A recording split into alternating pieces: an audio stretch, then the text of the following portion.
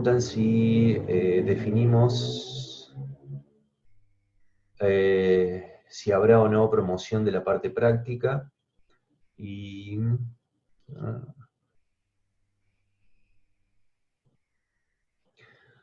bien, la respuesta es no, aún no está resuelto.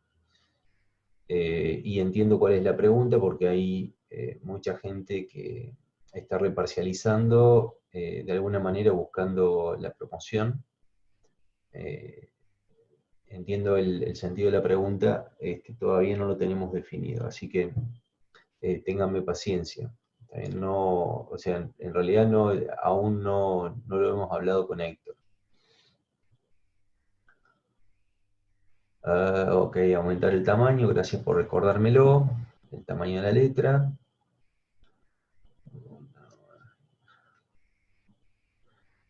Bien, me quieren hacer, vamos entonces a resolver las consultas. A micrófono abierto me quieren hacer una consulta acerca del parcial, ¿sí? Si quiere, o sea, Milagros, te escucho, ¿sí? Profe, ¿me escucha?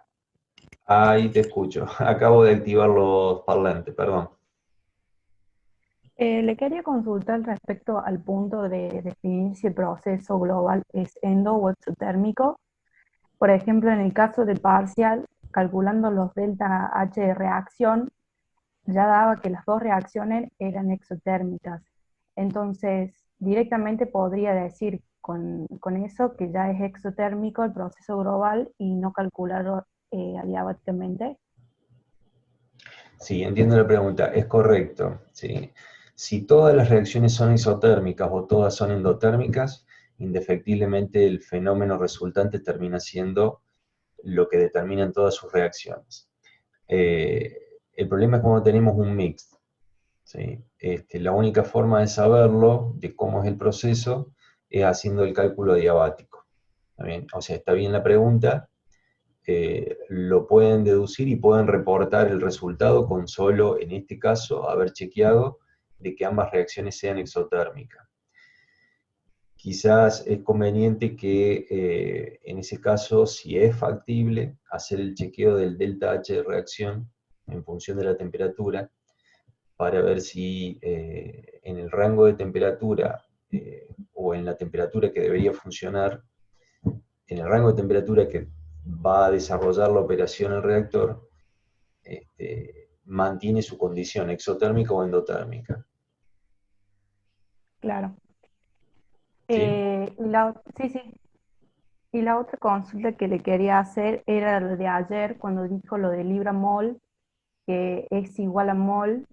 En la unidad 2 había unos ejercicios que trabajaban con libra mol y yo había buscado en internet que la conversión era igual a 453 moles, porque, o sea, la necesitaba para hacer la conversión de la constante de los gases. O sea, ¿tengo que usar eso o directamente digo que es igual?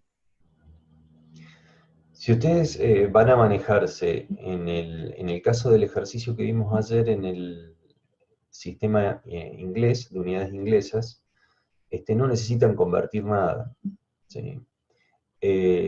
La unidad de mol es mol, ¿sí? O sea, el, el libra mol o el kilogramo mol o el gramo mol es nada más que para indicar en el sistema de unidades que se está utilizando. No tiene ninguna, o sea, eh, por supuesto que sí, si tengo que convertir de un sistema a otro, el peso molecular expresado en gramos o expresado en libras, obviamente que es diferente, ¿sí? Entonces debo interconvertir las unidades hablando en términos de peso molecular, pero hablando en moles, ¿sí? Es moles, o sea, ustedes saben,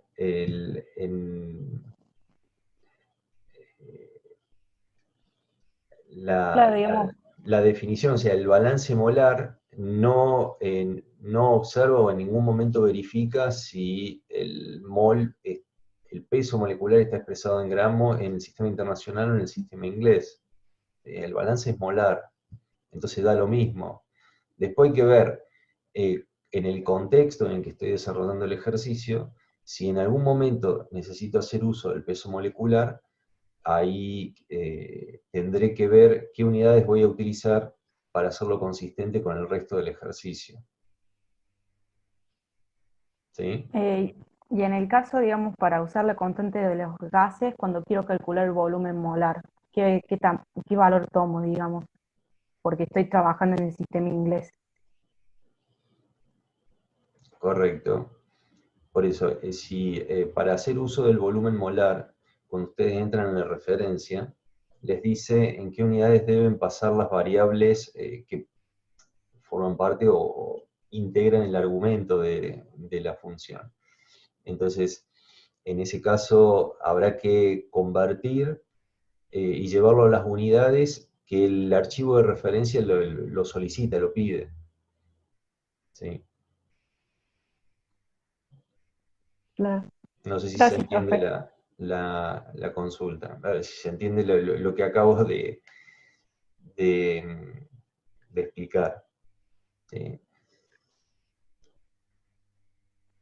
Sí, sí, gracias, profe. A ver, lo digo en otros términos. El 0082 litro atmósfera Kelvin mol, ¿sí? Es por unidad de mol y no me interesa, o sea, si vengo trabajando en unidades inglesas o en unidades del sistema internacional, es mol. ¿Sí? Entonces yo si tengo que interconvertir, por ejemplo, el valor de R, llevarlos estoy trabajando por ejemplo en Joule por Kelvin mol, y transformarlo a BTU por Kelvin mol, ese mol no tengo que hacer ninguna conversión de libra a gramos o lo que sea, porque es mol. ¿Sí? Sí, profe. Ahora me quedó más claro. Por eso, o sea, el mol dentro de la constante universal de los gases es mol. ¿Sí? No me importa si el peso molecular después yo lo utilizo, si tengo que hacer alguna conversión, si lo utilizo en libra por mol o en gramos por mol. ¿Está bien? Porque yo estoy utilizando la unidad es mol. Claro. Bien. Eh,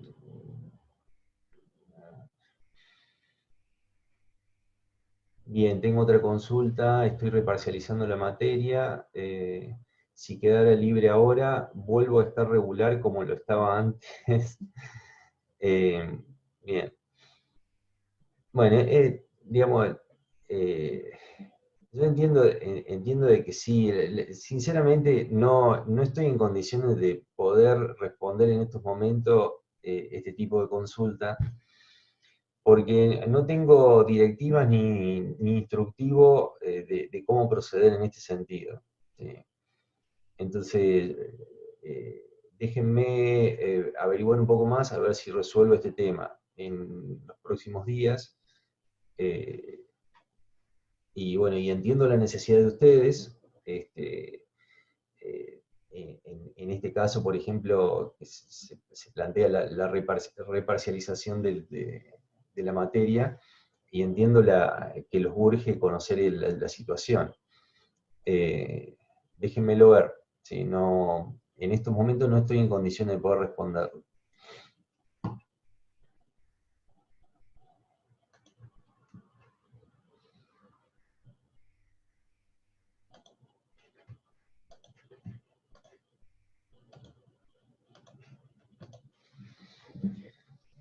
Bien. Ejercicio 8. Les comentaba, son 3 reactores CSTR en serie y se plantean 2 etapas de cálculo, de alguna manera. Una es el estado estacionario y la otra es considerar instancia de estado no estacionario, que eso lo vamos a dejar para la semana que viene. Entonces, vamos a leer el enunciado y después vamos a resolver la parte que me interesa enfocar en esta instancia. se efectuará la reacción elemental en fase líquida, A más B queda C, en un CCTR que tiene 3 agitadores. Los patrones de mezclados en el CCTR son tales que estos agitadores se modelan como 3 CCTRs en serie del mismo tamaño. ¿Sí? Entonces lo que nos está diciendo hasta aquí es que si bien es un único equipo de alguna manera o un único recinto, dispone de 3 agitadores y puede considerarse o modelarse como si fueran 3 CCTRs en serie. La especie A y B se alimentan por tuberías individuales al CCTR, que inicialmente solo contiene material inerte. Cada CCTR tiene un volumen de 200 decímetros cúbicos, y el flujo volumétrico al primer reactor es de 10 decímetros cúbicos por minuto de la especie A y 10 decímetros cúbicos por minuto de la especie B. Tenemos los datos adicionales, las consignas son: calcule la conversión en estado estacionario de A, y luego el inciso B y C corresponden exclusivamente a, sobre todo el inciso B, corresponde al desarrollo del ejercicio, considerando el estado no estacionario. Con lo cual vamos a desarrollar el inciso A y eventualmente el inciso D, porque el inciso D dice: suponga que la alimentación de B se divide de modo que la mitad se alimenta al primer tanque y la otra mitad al segundo. Cuando habla, ojo con no confundirse con esto, porque cuando habla de tanques, en realidad el recinto es único, el recipiente es único, pero tal como lo plantea el ejercicio, donde se modelan como si fuesen 3 STRs en serie, entonces vamos a decir que la mitad de la especie B se alimenta al primer agitador o al primer reactor, y la otra mitad al segundo agitador o a lo que se podría considerar el segundo reactor. Entonces repita las partes A, B y C para una alimentación de la especie B en forma secuencial y en forma simultánea. Nosotros en esta ocasión debemos resolver solamente la parte A. La alimentación de B en forma secuencial y simultánea significa, es un concepto que es aplicable para la instancia en que nosotros debamos resolver el arranque de esta situación, y más aún si el arranque es en vacío. Para estado estacionario, el hecho de que sea secuencial o simultáneo no afecta el resultado. El estado estacionario es el mismo. ¿Sí? ¿Qué significa lo secuencial y lo simultáneo? Esto me adelanto un poco a lo que vamos a ver la semana que viene. Cuando los reactores, porque plantea para el inciso de E, dice repita los puntos A, B, C y D para un diseño de 3 reactores STR que arrancan vacíos. Cuando los reactores arrancan vacíos, necesitan, en principio, un tiempo asociado al llenado. Entonces, cuando hablamos de alimentación simultánea, es la corriente B que originalmente se había planteado, se divide en dos. Si alimento en forma simultánea, alimento a los 2 tanques, al primero y al segundo, en forma al mismo tiempo. ¿Sí?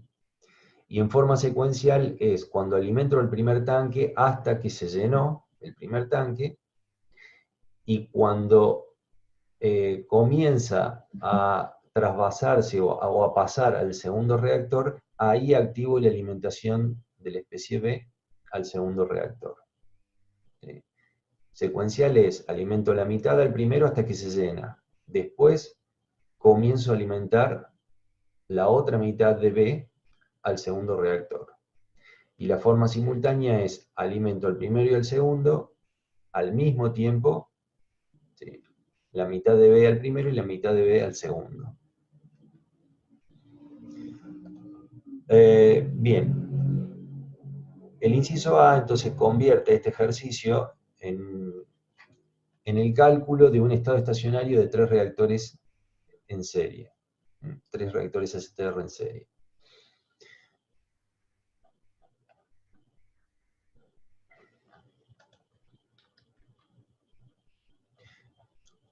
Vamos al sistema de ecuaciones. ¿Qué es lo que me interesa?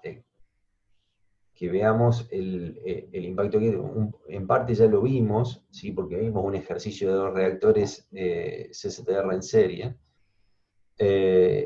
Aquí se agrega un reactor más, entonces, digamos, el sistema se agranda, pero en cantidad de ecuaciones, las ecuaciones en sí siguen siendo las de balance molar, dado que es un sistema isotérmico. No tenemos ecuación de balance de energía. Entonces, el planteo que ustedes ven aquí, a no confundirse, es un planteo hecho para poder resolver en estado no estacionario. Entonces, la pregunta es cómo resolver un reactor en estado estacionario con variables que son propias o específicas que utilizamos para estado no estacionario.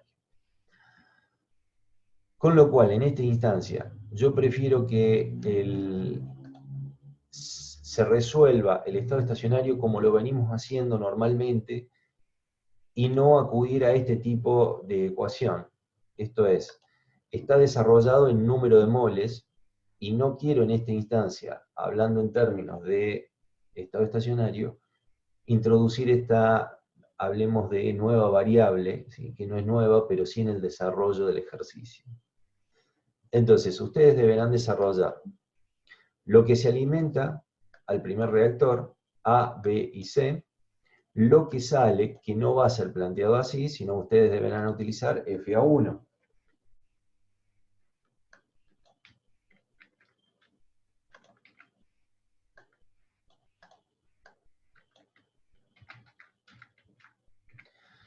FA1. Por supuesto que acá será FA1 y FB1.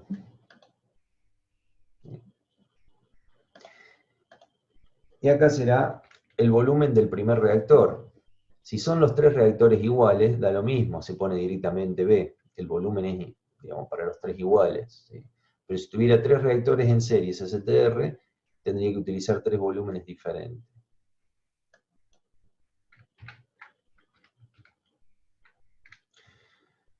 El balance molar para la especie B, FB0 menos FB1,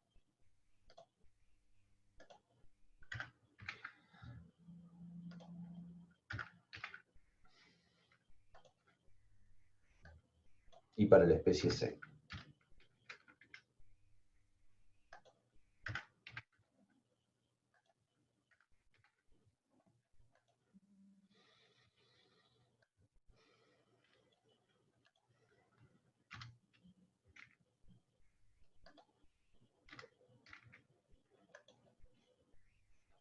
Esta es la forma de ecuación de balance molar que quiero que utilicen para resolver estos incisos para este ejercicio. La semana que viene ya nos preocuparemos por entender esta forma de resolverlo. Esto es planteado para el reactor 1. ¿Sí? Para el segundo reactor, la alimentación del segundo reactor es la salida del primero. Entonces, FA1 menos lo que sale del segundo reactor, FA2, y la velocidad de reacción deberá estar evaluada a las condiciones de salida del segundo reactor, FA2 y FB2. Y acá será volumen 2. ¿Sí? Para la especie B es exactamente lo mismo. La salida del primer reactor se convierte en la alimentación del segundo, menos el término de salida, y su velocidad de reacción evaluado en las condiciones de salida del segundo reactor.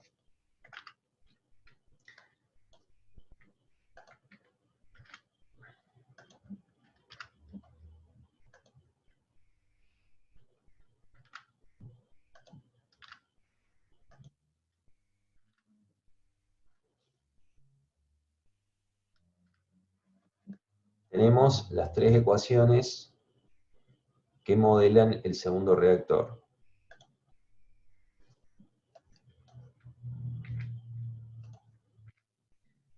Vamos con el tercer reactor. Lo que entra al tercer reactor es la salida del segundo. Sale FA3 y la velocidad de reacción se evalúa en la condición de salida del tercer reactor por volumen 3. Se alimenta FB2, sale FB3 y para la especie C lo mismo.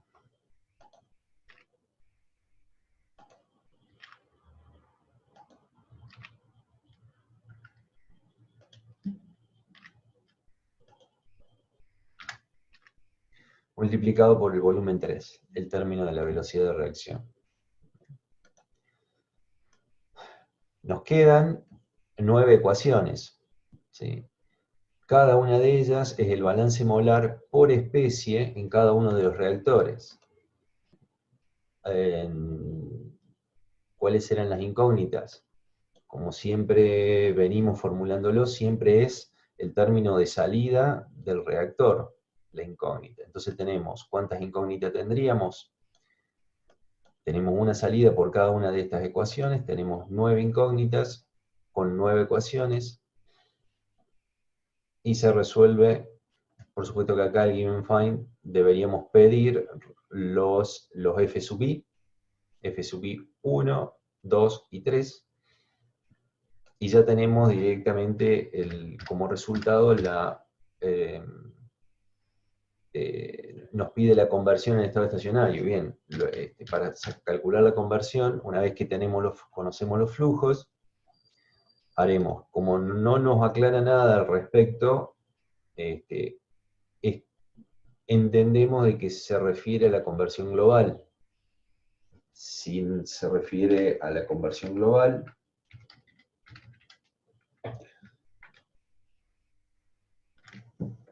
estaremos planteando lo que se alimenta el primer reactor, FA0,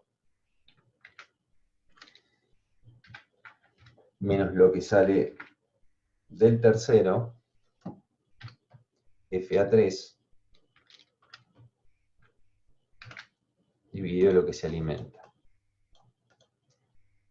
La conversión obviamente va a ser un vector porque va a responder esta variable que es un vector. ¿Sí? Perdón, en el estado estacionario esta variable es un escalar, ¿sí? Es un único valor. Por lo tanto, la conversión global va a ser un único valor, ¿sí? No estamos evaluando el perfil con respecto al volumen, ¿sí? Estamos calculando el estado estacionario de 3 reactores STR en serie y en condiciones isotérmicas. Para el inciso D, donde la especie se divide, parte de ella se alimenta al primer reactor, la mitad, la otra mitad se alimenta al segundo. Ya expliqué que en el caso de estado estacionario y en el caso de arranque lleno de inerte, que lo vamos a ver la semana que viene, el hecho de que sea secuencial o simultáneo no altera el resultado. El impacto va a estar en lo secuencial y simultáneo de la alimentación de B, va a estar cuando el arranque se dé en 3 reactores CCTR en vacío. Pero eso lo entenderemos la semana que viene. ¿Cuál es el impacto entonces del inciso D? Que ahora vamos a tener, para la especie B, va a haber un término de alimentación para el segundo reactor, que es una suma de del remanente de B que recibe del reactor 1, si enfoquemos el reactor 2, el segundo reactor. Entonces, la especie B que va a recibir el segundo reactor es el remanente de B del primer reactor más la mitad de B que se propuso originalmente alimentar y que se inyecta directamente al segundo reactor. Entonces, antes de ir al sistema de ecuaciones que le corresponde al caso que estamos viendo, al caso que estamos, a la consigna que estamos tratando de analizar, veamos sobre este sistema cuál sería el impacto. ¿Sí?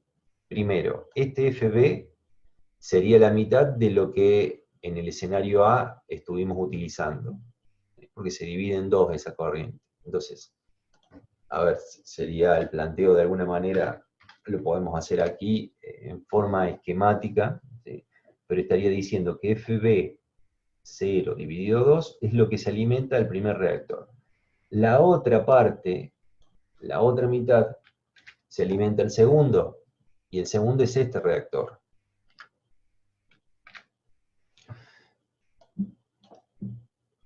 La alimentación total resultante para el segundo reactor es la suma de estos dos términos. Solo que FB1 es lo que recibe del primer reactor, el remanente de B que recibe del primer reactor, y esto sería alimentación fresca. Ese es el único impacto que habría en esto, ¿sí? No hay ninguna otra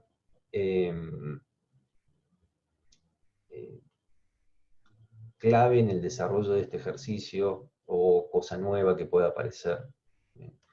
Entonces, el ejercicio es largo, yo ayer dije que era largo, pero porque estuve pensando en que se podía desarrollar completamente, pero tal como venimos organizando las clases, prefiero dar todo estado estacionario, y cuando arranquemos con estado no estacionario, que es la semana que viene, retomamos este ejercicio y vemos toda la parte de no estacionario, que sí ahí es, además de introducir un poco más de complejidad, lo hace mucho más largo el ejercicio. ¿Sí? O sea, vamos ahora, bueno, fíjense que todo lo que están viendo que estoy pasando es desarrollo en estado no estacionario.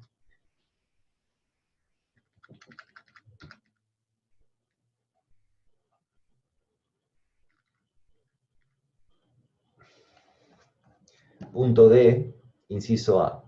Resolución del estado estacionario alimentando la especie B en el primer y segundo reactor en forma simultánea, ya que los reactores se encuentran inicialmente llenos e inertes. ¿Sí? Esto es lo que les comentaba.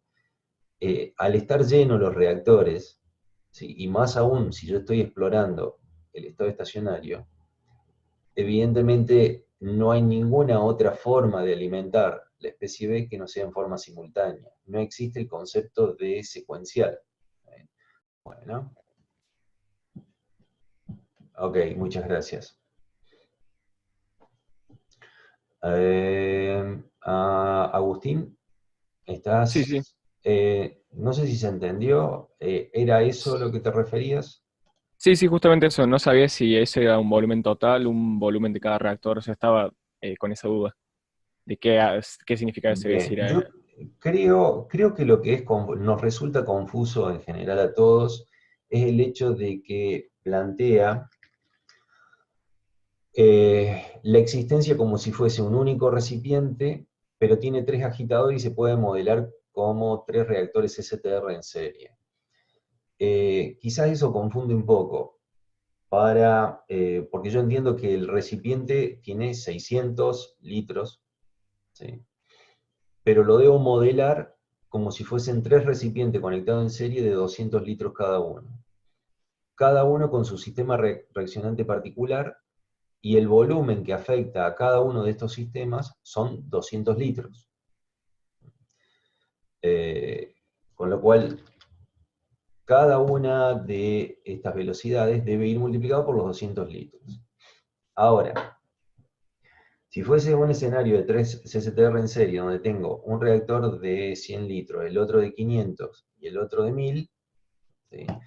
Entonces, el primer reactor, todas las ecuaciones que correspondan al balance molar del primer reactor irán multiplicadas por 100 litros, en este caso las 3 que corresponden al segundo reactor, multiplicado por 500 y el otro por 1000.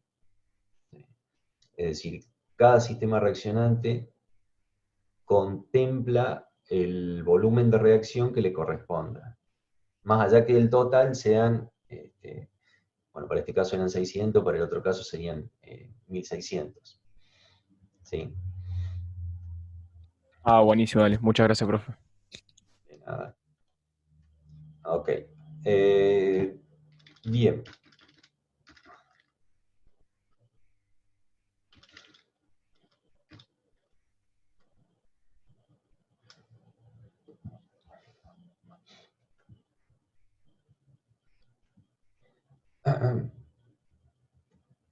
Cuando se cortó la transmisión, la conexión, estaba aplicando lo de simultáneo y secuencial, ¿sí? Creo que estaba en eso, medio que me perdí, ahora no recuerdo, no sé por dónde retomar exactamente, pero vuelvo a repetirlo por las dudas. La alimentación simultánea y secuencial para el caso del estado estacionario no importa, no interesa bajo ninguna circunstancia, ¿sí? Debido a que el hecho de que arranquen lleno de inerte o arranquen vacío es una situación solamente que impacta en el fenómeno de arranque. En el estado estacionario no me importa, no me interesa cómo llegué al estado estacionario y bajo qué escenario de arranque llegué al estado estacionario.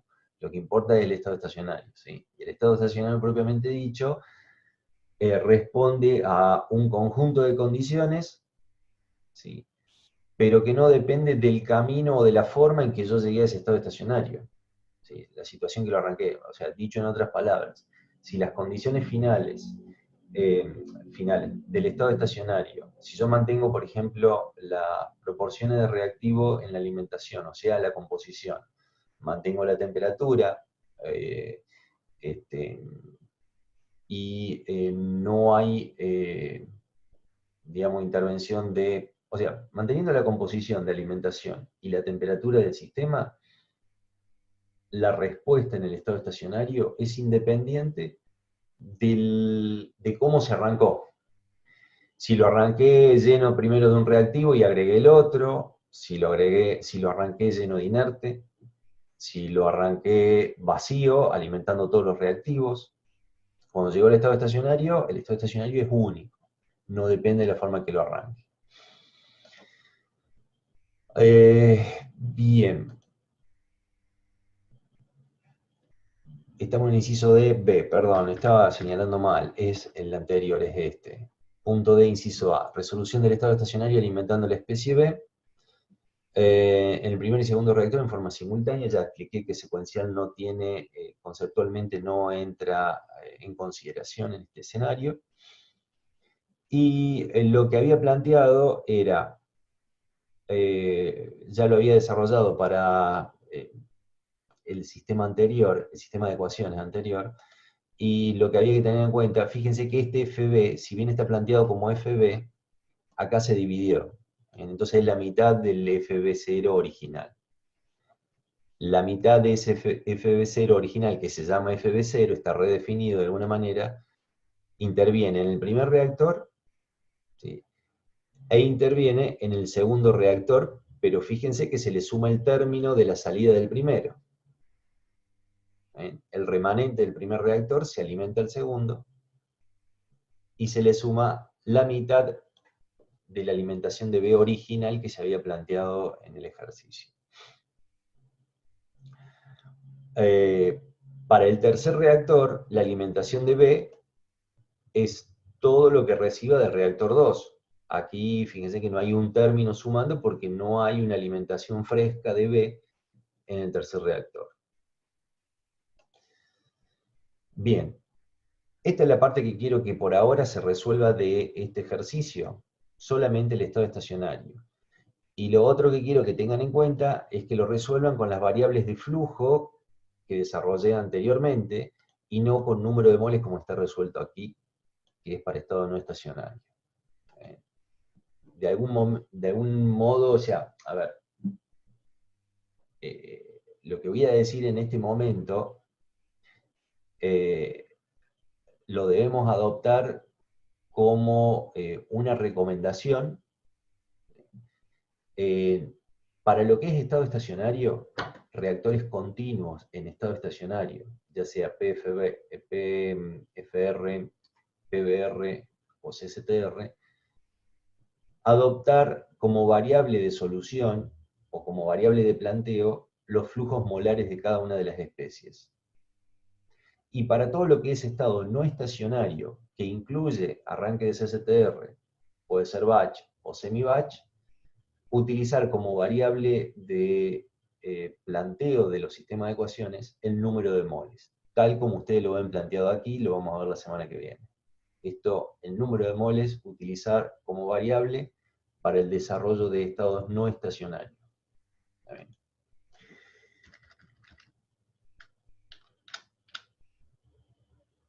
Bien, no, en principio, o sea, no hay de este ejercicio ningún otro desarrollo, ninguna otra trampita que pueda resultarles raro, ¿sí? Es simplemente lo que acabamos de ver, ¿sí? O sea, para el estado estacionario aparentemente resulta sencillo, ¿sí? Más trabajando en una condición isotérmica. Bien.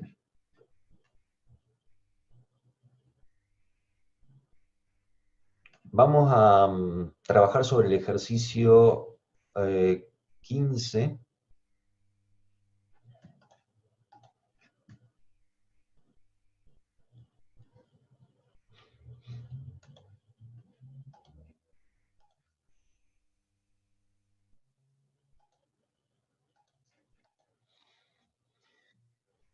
Para resolver el ejercicio 15, necesitamos utilizar los datos del ejercicio 14. ¿Sí? De alguna manera están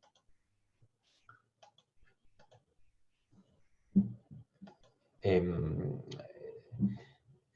el mismo ejercicio, solo que propone distintos escenarios de resolución. Entonces vamos a arrancar, vamos a leer el ejercicio 14, pero vamos a enfocarnos en la solución del ejercicio 15. En el ejercicio 14, las siguientes reacciones elementales en fase líquida, perdón, ahí vamos, siempre me olvido lo mismo, ¿sí?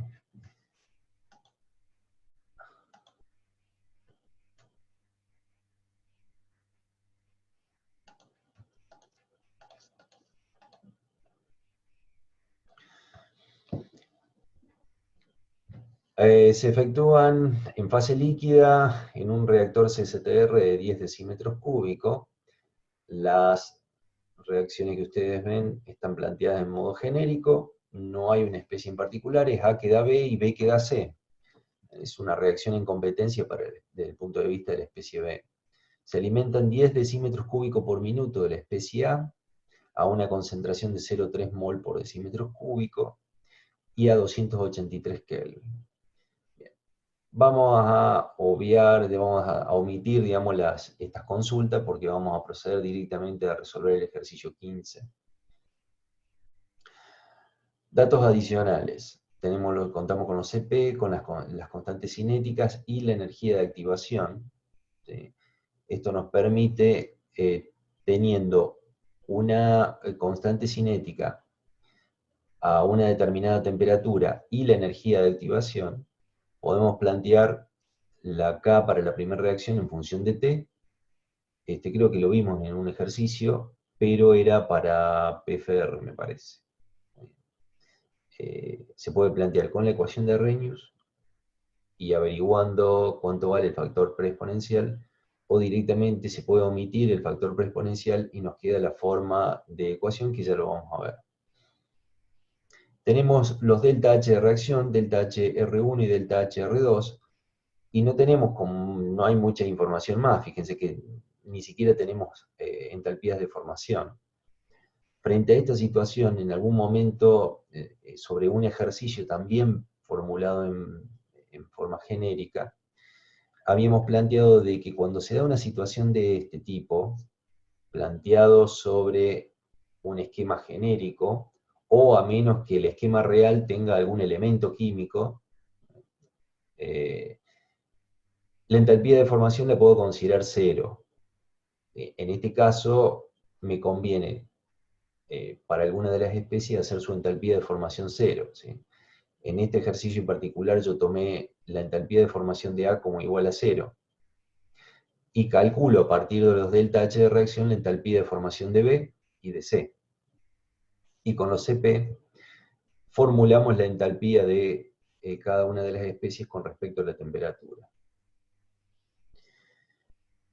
Tenemos el coeficiente global de transferencia de energía y la temperatura del servicio, 57 grados centígrados, y el área de intercambio para este reactor, de 10 decímetros cúbicos de volumen. Tal como está planteada la temperatura del servicio, lo voy a formular aquí, Q de T, con el ejercicio que vimos ayer, en donde se consideraba la variación de la temperatura del lado del servicio, Q de T era FCP del servicio por el delta T del servicio, donde la temperatura de salida del servicio quedaba como función, era una función de la temperatura del reactor. La otra alternativa que no vimos ayer es cuando la temperatura del lado del servicio se mantiene constante. ¿Sí? Que incluso con el RSI, nosotros ayer hablamos de que no es un escenario que sea deseado, que la temperatura de algún modo del servicio se mantenga constante, pero eso depende un poco también de cuál es el escenario. Si tengo un escenario delicado y que debo controlar, no sería conveniente de que TA se mantenga constante, como para habilitarme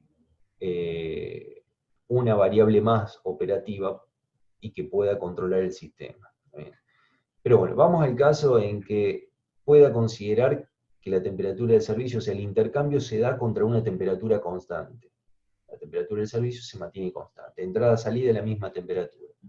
Con lo cual, el Q de T se transforma en el producto de U por A, coeficiente global de transferencia de energía, por el área de intercambio, recuerden que aquí es A mayúscula, por el delta T, TA menos T. Esta expresión responde a sistemas cruzados, o los sistemas que están intercambiando entre sí. Por eso este delta T está formulado con la temperatura del servicio constante menos la temperatura del reactor. ¿Sí? Q de T depende de T, TA generalmente es dato, ¿sí? Y fíjense que los términos que intervienen en este Q de T es U por A y no F sub I por CP sub I, como vimos en el ejercicio de ayer.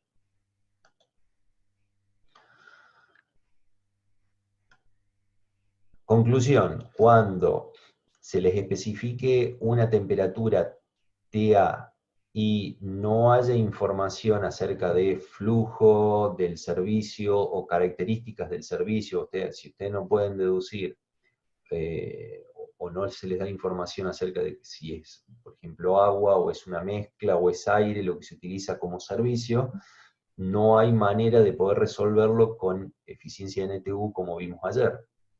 Tenemos que utilizar la info que se nos da, y esta info, tal como está formulada, no nos admite ningún otro tipo de solución más que suponer que la temperatura del servicio es constante, TA, y proponemos esta forma de flujo de calor, Q de T.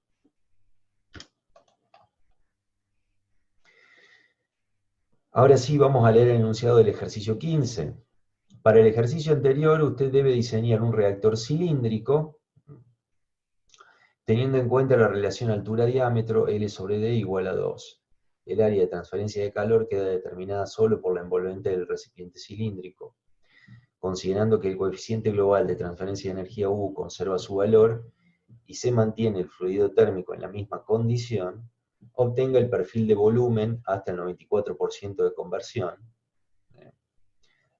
Fíjense que acá es como que la consigna está un poco invertida a lo que normalmente venimos manejando, ¿sí? Más que perfil de volumen, generalmente se grafica el perfil de conversión con respecto al volumen. No es el perfil de volumen exactamente, ¿sí? Quizás habría que reformular esta consigna para no confundir. Digo, o sea, está planteado así porque se puede plantear de ambas formas, se lo puede ver. Obtenga el perfil de temperatura hasta el 94% de conversión de A. Fíjense que acá se plantea el perfil con respecto a la conversión. Temperatura versus conversión, volumen versus conversión. ¿Cuál es la temperatura del estado estacionario?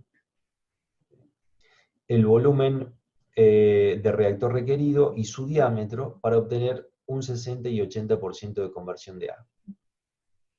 Luego hay que analizar el comportamiento de la temperatura con la conversión si el coeficiente global de transferencia de energía aumenta de acuerdo comparando con el valor original, si siguen el cursor, 1853.36 Joule por minutos Kelvin decímetros cuadrados, es el mismo valor, solo que aumentado en dos órdenes de magnitud. Aquí estamos hablando de 185.000 versus 1853. Aumentar el coeficiente global de transferencia de energía es, o sea, vamos a evaluar un poco el impacto de cuál es ese comportamiento de la temperatura.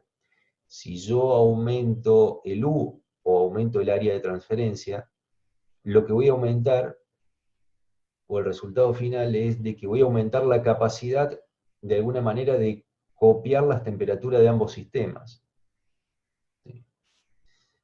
Solo que si aquí estoy proponiendo que la temperatura de A indefectiblemente, del servicio auxiliar, indefectiblemente se mantiene estable, se mantiene constante, ¿sí? Es una hipótesis bastante fuerte, pero al margen. Si la puedo considerar de que se va a mantener constante bajo cualquier circunstancia, entonces el coeficiente global, si lo aumento, voy a aumentar la capacidad, de alguna manera, a que la temperatura del reactor se parezca a la temperatura del servicio.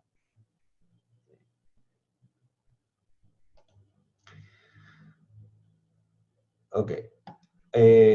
Bien. Las variables. A ver, de acá no hay nada nuevo.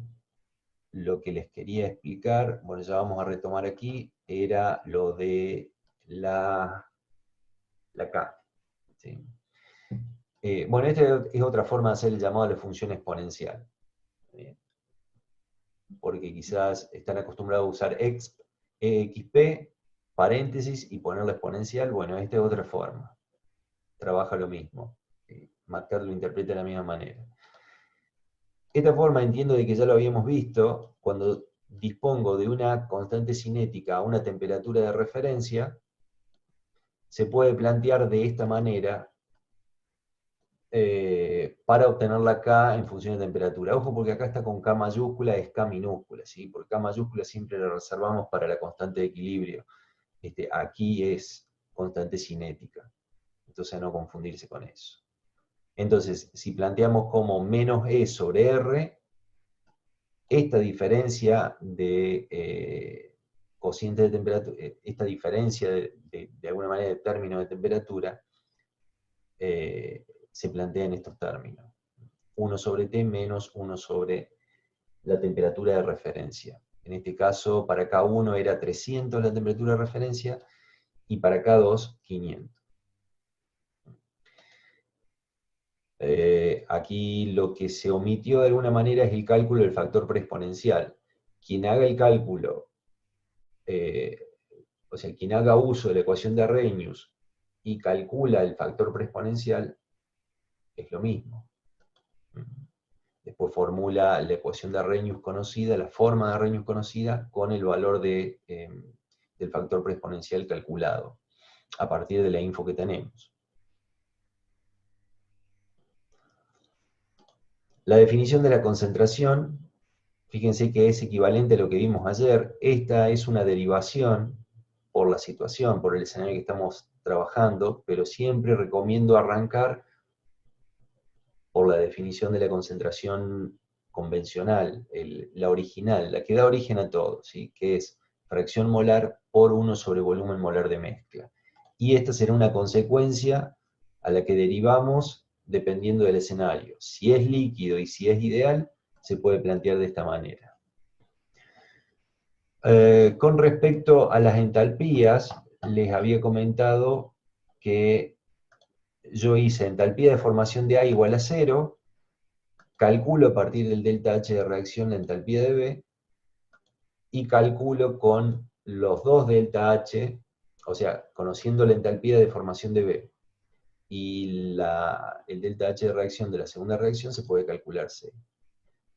Quien haga HB0 o HC0, cualquiera de los tres se puede hacer 0, y se recalcula las dos restantes y no altera el resultado.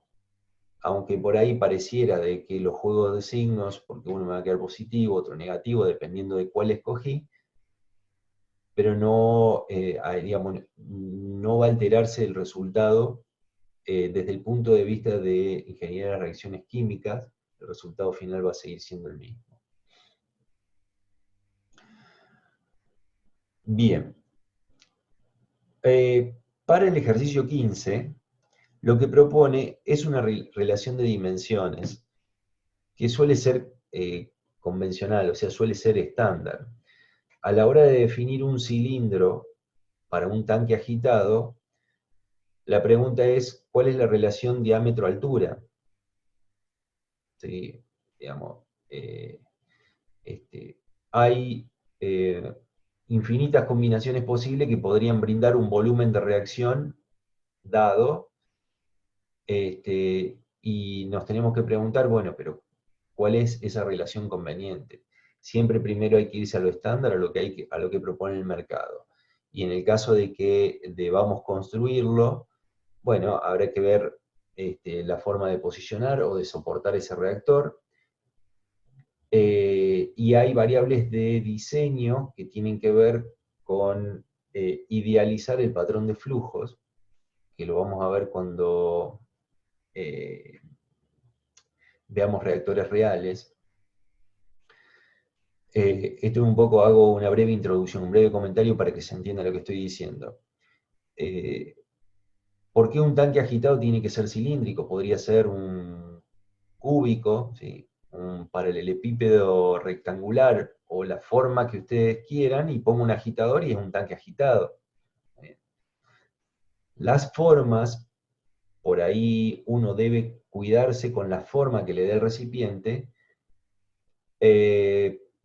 para que el patrón de flujo sea uniforme en todo el volumen de reacción, y las suposiciones que hicimos para deducir las ecuaciones que corresponden a una mezcla completa puedan ser aplicables a todo el volumen de reacción.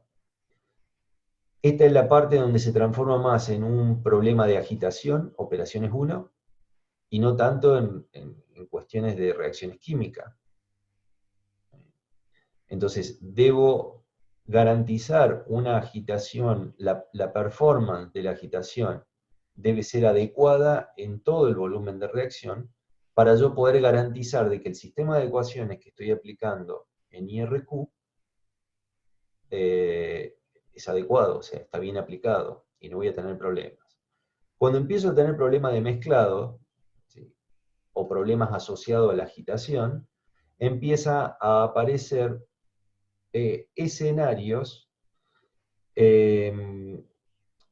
empiezan a resultar escenarios que no eran los previstos. Es decir, nosotros estamos haciendo el cálculo con sistema de ecuaciones, idealizando los patrones de flujo. Si tengo un problema de mezclado, por ejemplo, en un reactor tengo una zona muerta, significa que hay material que está más tiempo que el tiempo de residencia medio o el tiempo espacial, que lo vimos en algún momento. Si ese material que reside más tiempo dentro del reactor va a presentar un comportamiento diferente, o va a hacer de que el resultado global sea diferente a lo que nosotros previmos en la instancia de diseño, considerando una situación ideal y de que estaba todo perfectamente mezclado. Esto viene a raíz de poder, de alguna manera, decir que cuando voy a diseñar un reactor no voy a escoger cualquier forma. ¿Sí? Si no, tengo que pensar este, eh, qué disposición le voy a dar a ese recipiente agitado para tratar de que mis previsiones acerca de la performance sean realmente aplicables, ¿sí? Y no me encuentre con sorpresas. Entonces, acá lo que propone es esta relación donde la altura del recipiente es 2 veces el diámetro. Es una proporción bastante, es una regla bastante estándar esta. Definido de este modo, ¿sí? La altura igual a 2 veces el diámetro, y siendo que el intercambio es sobre la envolvente, ¿no? Esto significa que no intercambia por el piso del reactor o por el techo, porque podría darse esa situación también. Entonces, si solamente intercambia la envolvente, el área de intercambio de ese reactor va a estar dado por el perímetro por la altura. El perímetro es pi por diámetro, y la altura L es 2 veces el diámetro, con lo cual ese producto se transforma en esto que estamos viendo, 2pi por diámetro al cuadrado, es el área de intercambio. Mientras que el volumen de reacción es el área, de sección transversal por la altura. Y el área de sección transversal será pi por diámetro cuadrado sobre 4, ¿sí? Y la altura es 2 diámetros. Por eso el volumen resultante tiene esta forma, porque se cancela el 4 con el 2, se simplifica, me queda un 2 en el denominador, y me queda un diámetro elevado al cubo, por pi. Eso me da el volumen del reactor. En cualquiera de los casos, el diámetro es una variable del sistema, ¿sí? Definido el diámetro, se resuelven todas estas variables, pero mientras tanto, si lo desconozco o estoy explorando distintos escenarios, el diámetro se transforma en una variable del sistema. Con lo cual, el ejercicio lo que propone es una mezcla completa con intercambio de energía, por lo tanto tendremos ecuaciones de balance de masa, ecuaciones de balance de energía, pero además propone, el ejercicio 15 particularmente, propone explorar cuál es el impacto que tiene el cambio en el diámetro de ese reactor.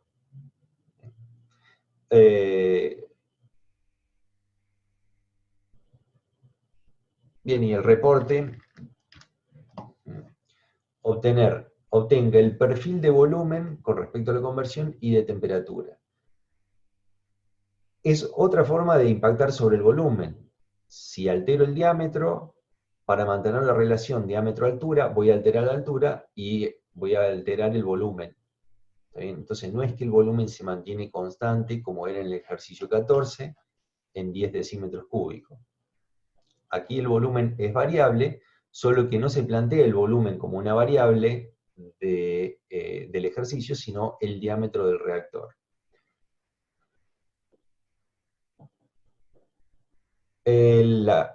Otro comentario es que el hecho de hacer el seguimiento sobre el diámetro permite hacer el recálculo del área de intercambio, que es inevitable. Si en los ejercicios que venimos viendo hasta el momento, en donde hemos variado el volumen, nunca tuvimos en cuenta cómo la variación del volumen impactaba en el área de intercambio, porque necesito las dimensiones geométricas de ese volumen, llamémosle, de reacción, para poder hacer un seguimiento o un cálculo del área de intercambio. Este es el primer ejercicio que vemos en donde decimos, bueno, vamos a resolver un reactor con cambio de volumen, ¿sí? O vamos a diseñar un reactor, y cuando hablo de diseño digo, bueno, vamos a proponer un determinado volumen de reactor, pero teniendo en cuenta el impacto que tiene en la transferencia de energía.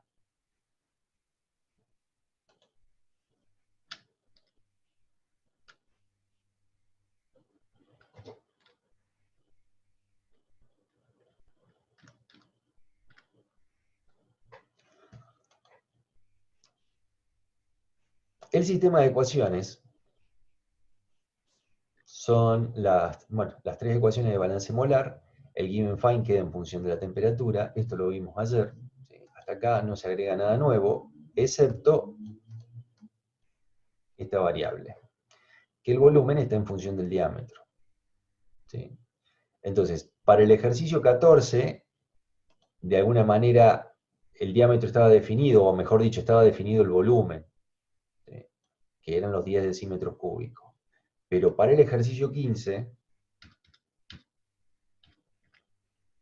que es lo que sigue, el volumen queda en función del diámetro. Indefectiblemente tengo que resolver el ejercicio 14, como lo estaba mostrando aquí, aplicando la receta que vimos ayer, definiendo R, definiendo G, porque necesito ver esta gráfica. Vuelvo a repetir lo que dije ayer, es fundamental en CSTR conocer esta gráfica, conocer estas curvas. Y también hago mención, fíjense la curva roja, que es G de T. Ayer dijimos de que era una S, en el caso de ayer una S muy deformada, pero suavizada al mismo tiempo. Puede haber S que son bastante más pronunciadas, y puede pasar esto acá, que prácticamente es la intersección de dos rectas. Este escenario, tal como se puede visualizar, despeja dudas acerca de cuánto estado estacionario puedo llegar a tener. Esto es un escenario donde se puede, de alguna manera, prever con cierta garantía de que no va a haber prácticamente en este escenario situaciones donde nos expongan a la presencia de tres estados estacionarios, como vimos en la forma de la curva de ayer. Evidentemente acá hay una única intersección, por lo tanto un único estado estacionario. ¿Y por qué tengo que hacer este análisis? Como vamos a hacer, este es nuestro primer caso en donde hacemos variar el volumen. Está bien, tocando el diámetro, pero el impacto final es que variamos el volumen de reacción. Y lo hacemos teniendo en cuenta el fenómeno de transferencia de energía. Entonces, no puedo hacer, no debemos hacer el análisis del impacto del cambio de volumen sin tener en cuenta cómo evoluciona o cómo responde la temperatura a ese cambio de volumen. Y este es el primer ejercicio que hacemos en este sentido, con esta variante, ¿sí?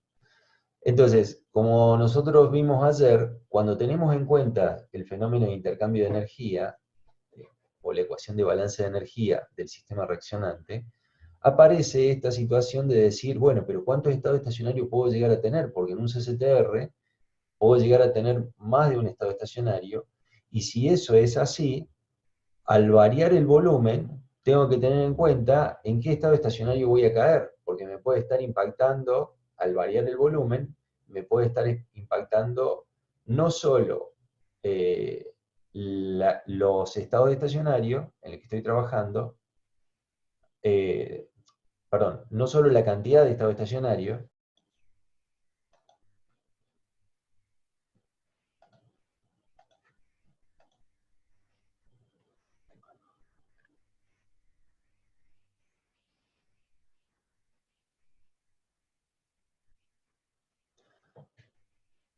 entonces lo que estaba explicando recién es que para tener en cuenta la variación del volumen y el fenómeno de intercambio de energía, debo pasar por un chequeo de esto para decir, bueno, ¿cuál es el escenario? ¿Sí? Porque corro riesgo de desconocer dónde estoy ubicado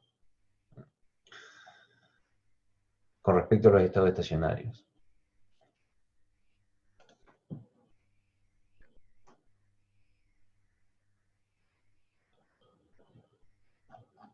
Para el ejercicio 15, una de las formas en las que podemos resolverlo, luego de haber pasado por el ejercicio 14, repito, ¿sí? Y haber chequeado esas curvas, donde tengo cierta garantía de que el desplazamiento de la recta R no me va a traer problemas con respecto a varios estados estacionarios. Voy a tener siempre un único estado estacionario. Y si no, no es que no se pueda resolver. Si fuese otro el caso en donde hay riesgo de que haya varios estados estacionarios, se puede resolver igual, pero hay que estar atento a ver los resultados que voy a ir obteniendo, a qué responden, a qué escenario responden, si estados estacionarios superiores, inferiores, etc. Digo etcétera porque pueden ser los intermedios que son los inestables, ¿sí? Eso no son, en la realidad no son factibles de obtener. Tenemos para el caso del ejercicio 15, ecuaciones de balance de masa, ecuación de balance de energía, todo en un mismo sistema, y esta es opcional, o sea, podemos resolverlo de esta manera, agregando la ecuación de conversión, donde se agrega esta incógnita adicional, ¿sí? En lugar de utilizar el diámetro, a ver, voy de nuevo, podría haber omitido esta ecuación. Si saco esta ecuación, puedo sacar la variable XA, ¿sí? Pero el sistema tiene como incógnitas FA, FB, FC y la temperatura del reactor. Tenemos 4 incógnitas con 4 ecuaciones. Y tenemos una adicional, que no es exactamente una incógnita, es una variable de algún modo sobre el que tengo manejo, tengo control, ¿sí? Una variable arbitraria, que es el diámetro. Entonces podría haber puesto el given find en función del diámetro, la solución en función del diámetro. ¿Sí? Agregando esta ecuación, ya sabemos de que la ventaja que introduce esto es que la conversión tenemos bien conocido el rango en el que puede variar, siendo que el diámetro, si hubiera dejado la variable diámetro, desconocemos por dónde va a andar el diámetro. Formulado de esta manera, el given find nos permite entonces obtener la resolución en función de la conversión. Fíjense que siendo de que el rango que proponemos de conversión va de 0 a 0,95, lo que devuelve el cálculo no es exactamente a partir del 0, o sea, debe ser que el 0 trae problemas. Lo grafica, pero para mí no lo calcula, ¿sí? Digo esto porque por ahí no conviene quizás utilizar los extremos del rango y arrancar con un rango más acotado del 0 y 1. Entonces, los perfiles que debíamos obtener era de volumen y temperatura versus conversión, ¿sí? Y cuál es la temperatura del estado estacionario y el volumen del reactor requerido y su diámetro para obtener un 60 y un 80% de conversión de A.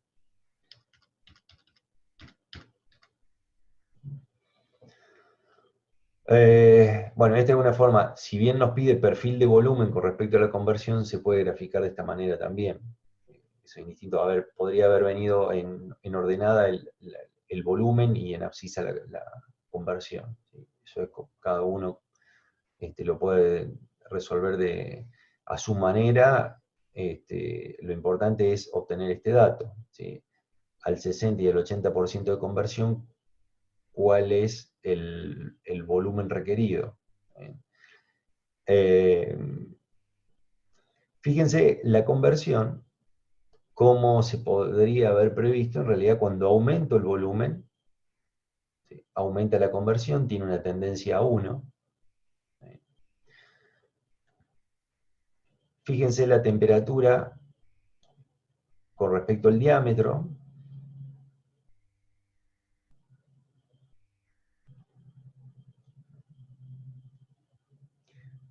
Al aumentar el diámetro, aumenta el volumen.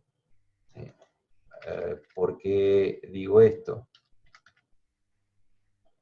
Fíjense que el volumen queda como una función únicamente del diámetro, y tal como está formulado, si aumentamos el diámetro, impacta fuertemente porque está elevado al cubo en el volumen. Entonces, si aumenta el diámetro, aumenta el volumen, y este es el comportamiento de la temperatura del estado estacionario. Ojo con esto, a no confundirse, ¿sí? Digo a no confundirse porque nosotros estamos acostumbrados en el reactor PFR o PBR de que vemos la variación de la temperatura a lo largo del reactor o con respecto al volumen o con respecto a la masa de catalizador. y lo que observamos como perfil es efectivamente el perfil de temperatura que desarrolla el reactor propiamente dicho. Lo que estamos viendo como perfil de temperatura aquí no es el perfil de temperatura del reactor, sino es cada punto sobre esta curva, es la temperatura que tomará el reactor en el estado estacionario que trabaje. ¿Sí? Pero la temperatura va a ser la misma en todo el volumen de reacción. Recuerden la definición de mezcla completa. Entonces, observamos que la temperatura pasa por un pico para un determinado diámetro. Esto nos permite verificar también, chao, nos permite ver cómo las dimensiones que nosotros adoptemos para ese reactor, cómo impactan la temperatura del estado estacionario. Acá claramente se puede ver que para un diámetro de 0,5, 0,6, 0,7 aproximadamente decímetros, estamos hablando de 0,7 decímetros, pasa por, llamémosle, el pico de temperatura de estado estacionario. La máxima temperatura de estado estacionario es si escogemos un diámetro de 0,73 decímetros. Esto significa que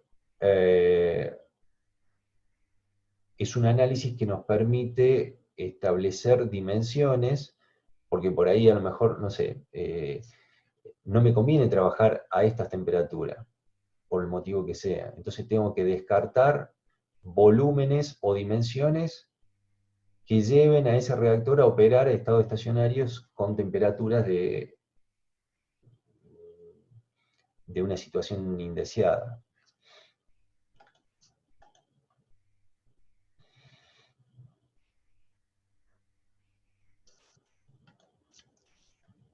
Este es el otro perfil que se pedía en la consigna, temperatura versus conversión. Nuevamente, vuelvo a insistir, cada uno de los puntos, o sea, cada punto o los puntos de esta curva representan a temperatura del estado estacionario, y esa temperatura, una vez escogida, por ejemplo, para el 60% de conversión, estamos hablando de una temperatura de poco más de 339.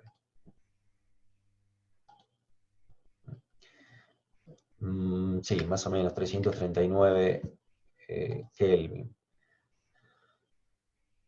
Eso significa que si quiero obtener un 60% de conversión, voy a tener que diseñar un reactor que soporte, bueno, en este caso no es crítico por la temperatura, pero digo, no tenemos que perder de vista de que la temperatura para este reactor del estado estacionario va a ser 339 Kelvin, puede o no ser crítica, no sé, en este caso no, pero podría ser de que a lo mejor sea una temperatura alta.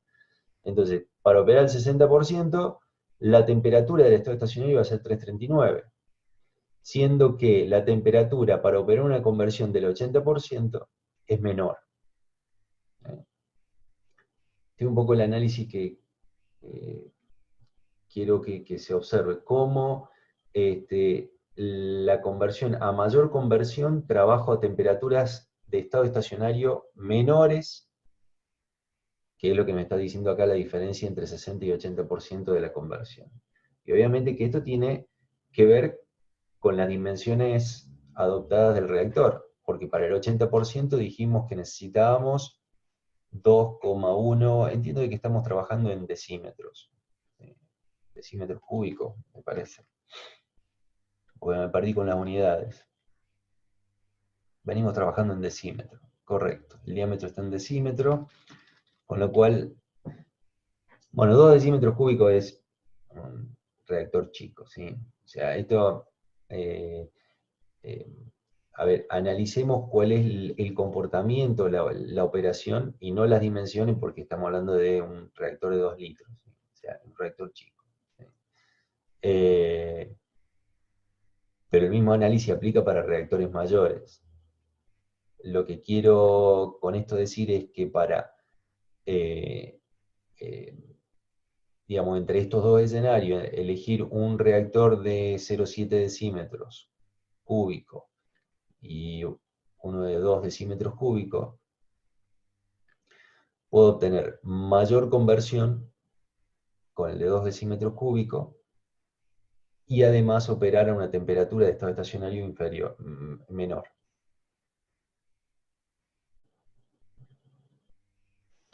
Después habrá que ver si me conviene maximizar conversión o no. Recuerden que la conversión era una de las variables de diseño, ¿sí? Pero estaba selectividad y rendimiento, fíjense cómo es la reacción en este caso. ¿Sí? Si el producto deseado es B, ojo con aumentar la conversión, porque el hecho de convertir más A no me garantiza que yo esté aumentando la producción de B, porque puedo tener mucho B que se me va a C. Entonces ahí participa el criterio de decisión con la selectividad o el rendimiento. El objetivo en realidad de este ejercicio es ver cómo impacta la dimensión que escojamos en el desarrollo de la temperatura y bueno, y cómo en el desarrollo, digamos, de la conversión. Cómo la configuración del volumen impacta en el desarrollo de la temperatura. A ver, esta respuesta que estamos viendo aquí, de los distintos estados estacionarios, responde a haber establecido como parámetro la relación 2, altura versus diámetro. Si cambia esa relación, este perfil es otro. ¿Sí? Pero partiendo de esa base, de alguna manera estoy limitando, estoy caracterizando la disposición del volumen. Estoy diciendo cómo es la altura con respecto al diámetro y estoy manteniendo una relación fija. Entonces, voy a aumentar el volumen o disminuirlo, como sea, ¿sí? Pero lo voy a hacer manteniendo esta proporción en el diseño del equipo. Esa variación en el diseño del equipo, manteniendo esa proporción, impacta en el intercambio, en el área de intercambio, que es lo que acabamos de ver. ¿Sí? Cómo el área de intercambio se ve afectada por el cambio en las dimensiones, y cómo eso impacta en la transferencia de energía, y cómo eso termina impactando en las temperaturas de estado estacionario admisibles. Claramente se ve aquí que pasa por un máximo, la temperatura de estado estacionario. ¿Bien? Y fíjense que aumenta la conversión, y al aumentar la conversión, puedo estar trabajando a temperaturas de estado estacionario inferiores. Esto tiene que ver con los juegos, con los, sí, sería con las evoluciones relativas de las dos reacciones químicas que se está planteando en el ejercicio. Cómo evoluciona una con respecto a la otra. ¿Sí? Y cómo es la energía que pone en juego una y otra de las, digamos, la primera y la segunda reacción en este caso. Este escenario no lo adopten como estándar, como que siempre va a ser así, porque depende de las reacciones, cuántas reacciones hay, cómo son, si son exotérmica, endotérmica, y cómo evoluciona cada una de ellas. Y por supuesto lo que dije anteriormente, de la proporción que mantengamos en el diseño del equipo. En este caso era la relación, la altura 2 veces el diámetro. Eso es lo que impacta en este perfil. Y por último, para finalizar, vemos el impacto que tiene de aumentar U, que era lo que estaba previsto en la consigna final. Si alteramos U y le cambiamos el orden de magnitud, establece este valor.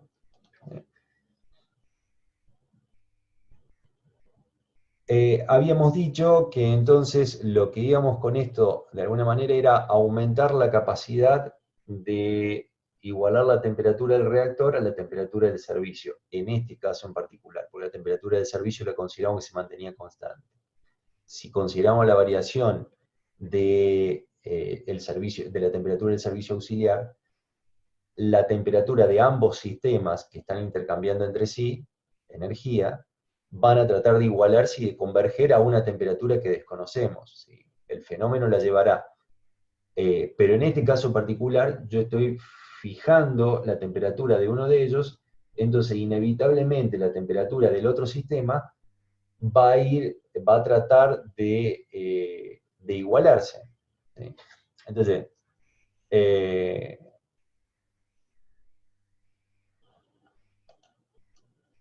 cuando aumentamos el U de transferencia,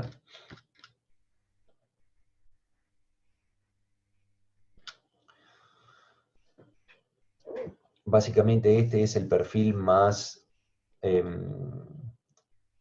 importante, el interesante de ver en este caso.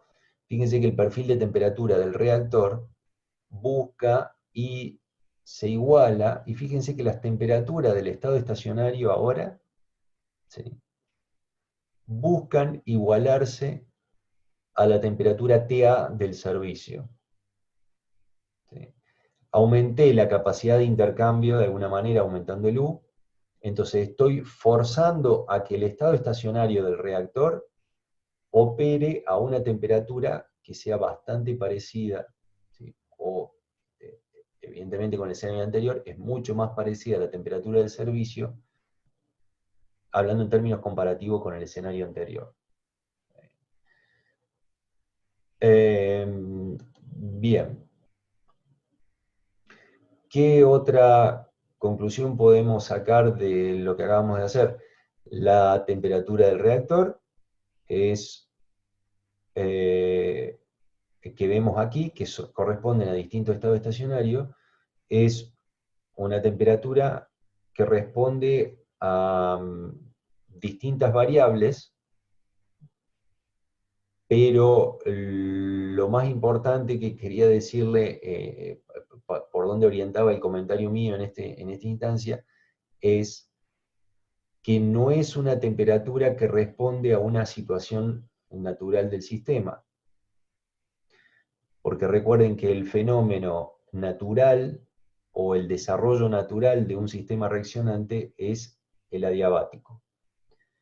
Cuando hago intervenir un flujo de calor porque actúo con un servicio o con algún sistema que de alguna manera modere o module ese intercambio de energía, entonces la temperatura del estado estacionario evidentemente está intervenida por el operario, por las variables de control que estamos usando.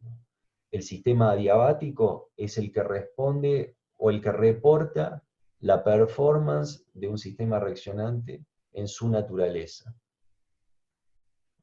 Evoluciona naturalmente. Si yo intervengo con algún intercambio de energía, evidentemente estoy alterando el curso normal de esa evolución. Bien. Entiendo de que aquí, a ver, estoy abierto a preguntas. Quien tenga consultas, vaya formulándolas en el chat, pero no, de acá no habría nada más por chequear.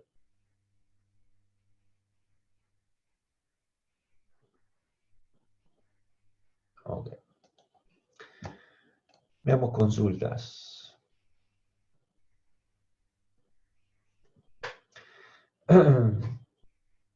¿Considera volumen de reacción y volumen de reactor lo mismo en este ejercicio? Bien. Buena consulta porque es confuso, es uno de los problemas que normalmente tenemos en los parciales, en los exámenes. Volumen de reactor y volumen de reacción. Aquí evidentemente estamos tocando el diámetro y estamos directamente impactando en el volumen de reacción, en el volumen geométrico del recipiente. Y lo estamos adoptando como volumen de reacción. ¿Qué estamos diciendo? Este reactor, todo el volumen geométrico que proporciona está completo, está lleno de líquido, ¿sí? Después puede o no ser real. Lo que estamos diciendo es que el volumen geométrico coincide con el volumen de reacción, ¿sí?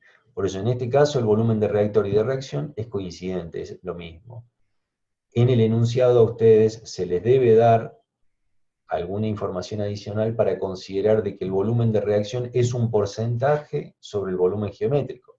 Si no, no hay forma de saberlo. Si no se me especifica algo en particular, voy a adoptar que el volumen geométrico es el volumen de reacción, a pesar de que es un sistema líquido. Porque si el sistema fuese gaseoso, está claro que el volumen geométrico es el volumen de reacción. Eso no hay dudas, es indiscutible. Pero en sistemas líquidos, el volumen de reacción ustedes saben que puede ser menor que el volumen geométrico.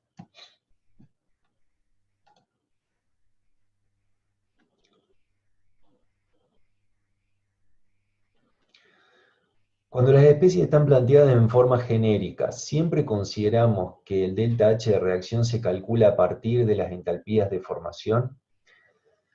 A ver, el delta H de reacción que viene reportado, tengamos en cuenta primero, ustedes deben siempre utilizar las entalpías de formación, siempre. ¿Sí? Ustedes van a tener que enfrentarse a casos reales. En la realidad no existe el A queda B y el B queda C. Son especies reales, son reacciones reales. Con lo cual ustedes deben en su cabeza, sin opción, formular el desarrollo a partir de las entalpías de formación. Las pueden hacer cero, o las pueden considerar cero por el estado de referencia y para los elementos químicos que pueden llegar a intervenir en alguna reacción, su entalpía de formación ustedes saben que es cero. Entonces, bajo ese escenario, obviamente que lo pueden considerar cero. Si no, tienen que de alguna manera acudir a alguna bibliografía que les permita conocer las entalpías de formación. El ejercicio que acabamos de ver es un ejercicio de,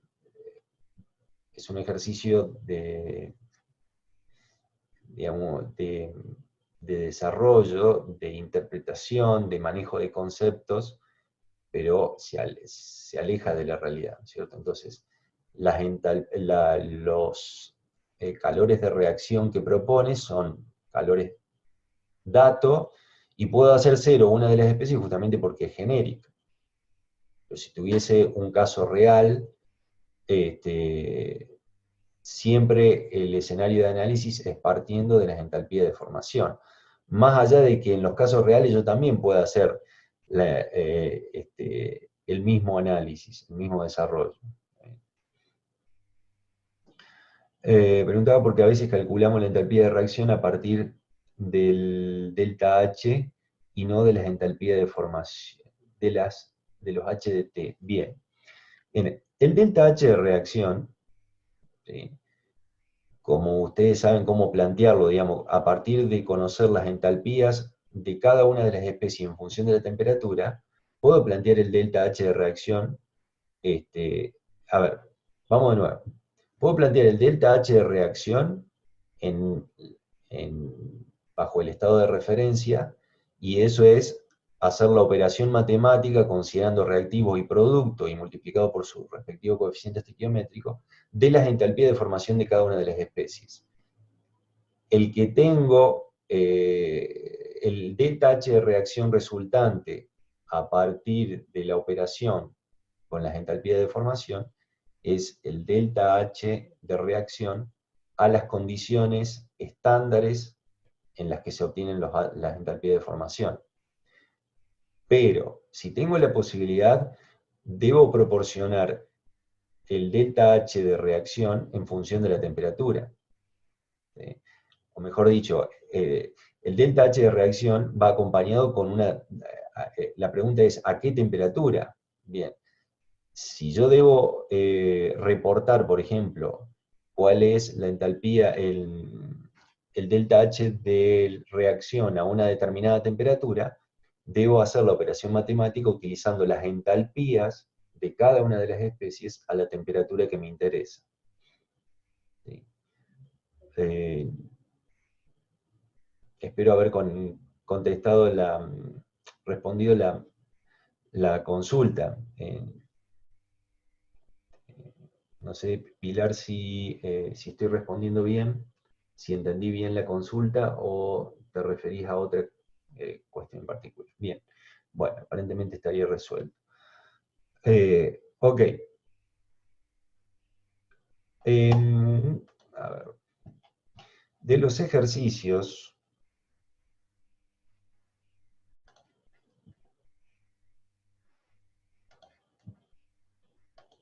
que quedan,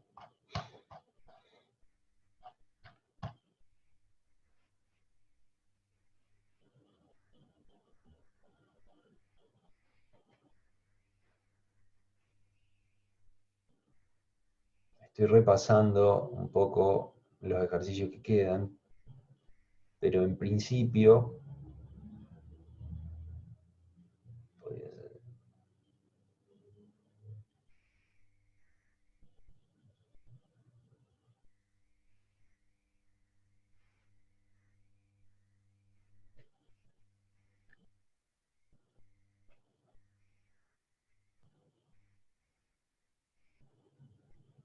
Bien, podríamos ver entonces este ejercicio, el ejercicio 11. Estaría bueno a ver si podemos hacer.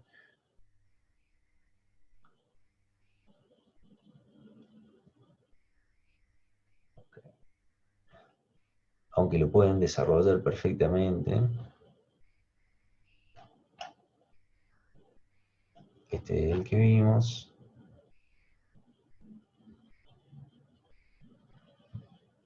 Selectividad, rendimiento, la utilidad del proceso. Recuerden que para PFR vimos un ejercicio con utilidad del proceso, y acá tienen la ecuación de costos.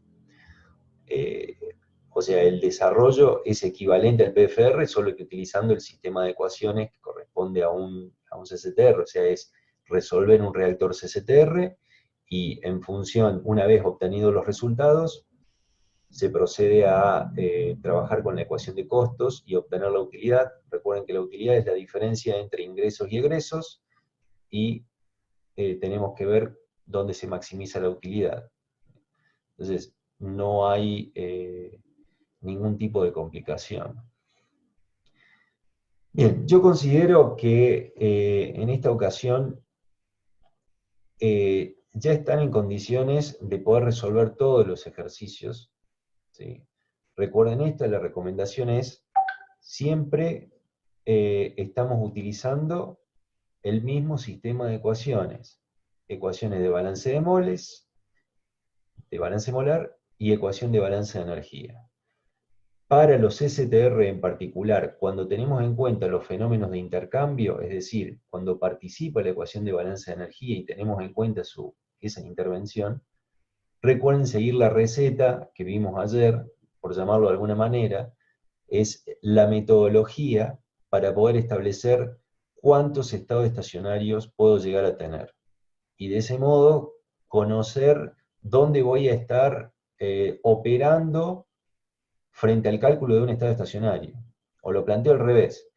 Si ayer, en lugar de haber visto esa metodología, resolvíamos al inicio, al comienzo, resolvíamos el sistema de ecuaciones de balance de masa y de balance de energía todo junto, íbamos a tener un resultado, ¿sí? Íbamos a tener los flujos y íbamos a tener la temperatura del estado estacionario. Ahora, no íbamos a saber con esos resultados dónde estábamos parados en un CCTR, porque puede haber varios escenarios posibles que hacen factible a la operación.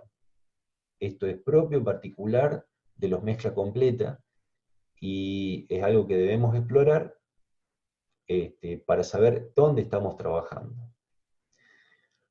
Pero el sistema de ecuaciones, digamos, siempre es el mismo, y pueden aparecer cosas como la que vimos hoy, donde tengo que tocar el diámetro. Entonces, bueno, en lugar de dejar el given find en función del diámetro, agregamos la ecuación de conversión y pusimos el given find en función de la conversión, que tiene un rango más acotado y mejor conocido en lo que puede variar esa variable.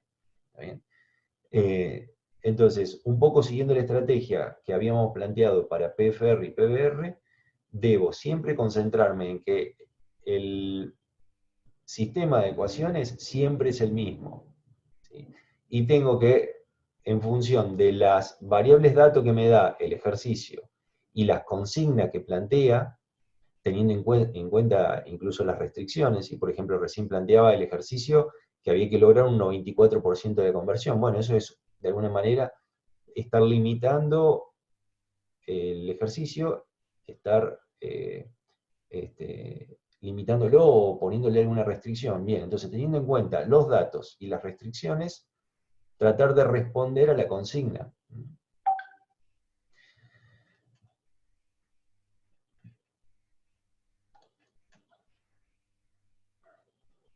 Ok, si no hay alguna consulta adicional, en autogestión yo dejé para el ejercicio 8 algo que se llama soporte unidad 3, ejercicio 8, una cosa así.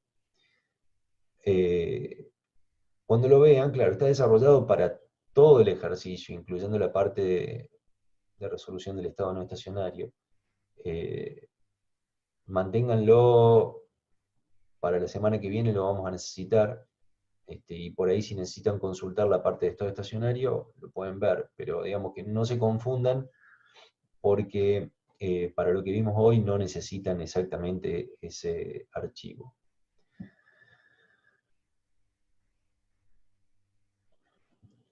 Bien, me plantean una duda del ejercicio 3. ¿Por qué trabaja con soluciones no ideales? En este caso tendría que trabajar con un modelo termodinámico de densidad de mezcla líquida, supongo. Por lo tanto, uno de los datos que necesito para usar el modelo es la presión del sistema. Ahí dice que es suficiente para garantizar la solución líquida. Para encontrar esa P supuse que tenía que resolver un equilibrio líquido-vapor como hacíamos en físico-química. Pero para entrar en el gráfico necesito una fracción molar. Entonces, como tengo dato la molaridad, para pasar la fracción molar necesito la densidad de la solución. Ahí la puedo considerar, pregunta, ¿ahí la puedo considerar como la densidad del agua directamente? Porque además también creo que la necesitaría para calcular el flujo de agua para entrar al reactor también. Bien, ok. Eh, Excelente todo el planteo y se entiende perfectamente. Es mucho más sencillo de lo que estás proponiendo, Luciana, porque directamente vamos a usar efectivamente el modelo de Alto, porque es un sistema líquido, para calcular la densidad de mezclas líquidas, y la presión del sistema, como no aclara, no dice nada al respecto, vamos a considerar una presión eh, alta, y es verdad, hay que resolver el equilibrio de fase correcto, como en fisicoquímica, para poder determinar a qué presión debería establecer, a qué presión del sistema me garantiza que todo esté en fase líquida. O sea, el planteo es excelente, ¿está bien? Excede un poco el alcance de lo que nosotros buscamos en IRQ. Entonces, en este caso, no la compliquemos, definamos una presión alta, 20, 30, hablando en términos de atmósfera, ¿sí? En unidad de atmósfera, y trabajemos con esa presión, porque el impacto de la densidad en sistemas líquidos, la presión no va a alterar demasiado. El modelo de Alto, de alguna manera, calcula o considera la no idealidad de una mezcla líquida. ¿Sí? Y con la presión aquí lo que queremos garantizar es que todo esté líquido. Pero la presión no es una variable que va a impactar fuertemente en la no idealidad de la mezcla cuando hablamos de líquidos.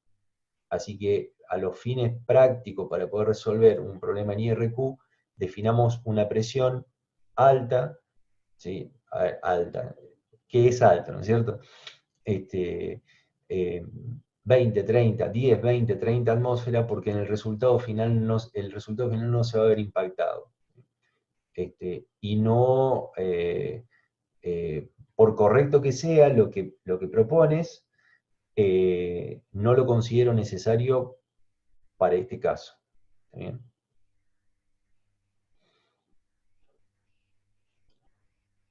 ¿Habrá alguna consulta más? Incluso de algún otro ejercicio, lo vemos, no hay ningún problema.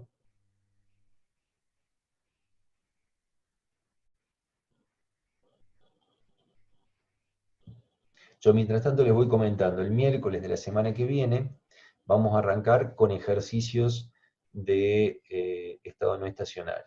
No obstante, traten de avanzar sobre esta unidad para ver qué problemas surgen y podemos usar la primer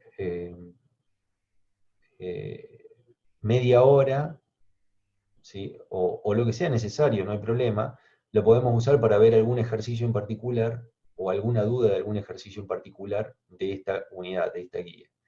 Entiendo de que las herramientas están para poder resolver todos los ejercicios.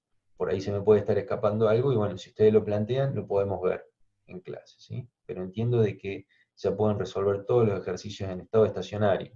Ojo con eso, ¿sí? Porque del ejercicio 8, por ejemplo, la parte de estado no estacionario, no intenten hacerlo porque todavía no la vimos. Me preguntan si voy a subir la clase de ayer y de hoy. Sí, correcto, lo voy a subir como lo veníamos haciendo. Ya mañana deberían contar con el material, con el video.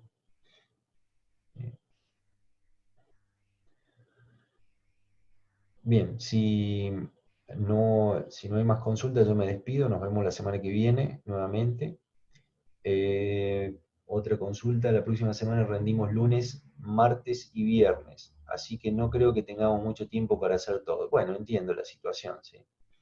Entiendo, o sea, esto lo vamos manejando un poco de acuerdo a la necesidad, en el sentido de que si no es la semana, el miércoles de la semana que viene, que podamos tocar esta unidad y ver algún ejercicio o alguna duda en particular, bueno, será en otra clase, cuando tengan dudas, las formulan y las trabajamos, ¿sí?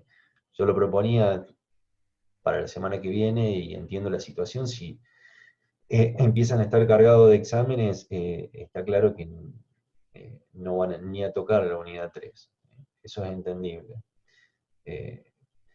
La recomendación es, como son ejercicios por ahí que demandan mucho tiempo, no relajen, vayan haciendo ejercicios, porque a pesar de que los ejercicios que vimos y pareciera que tuviéramos todas las herramientas como para poder resolverlos,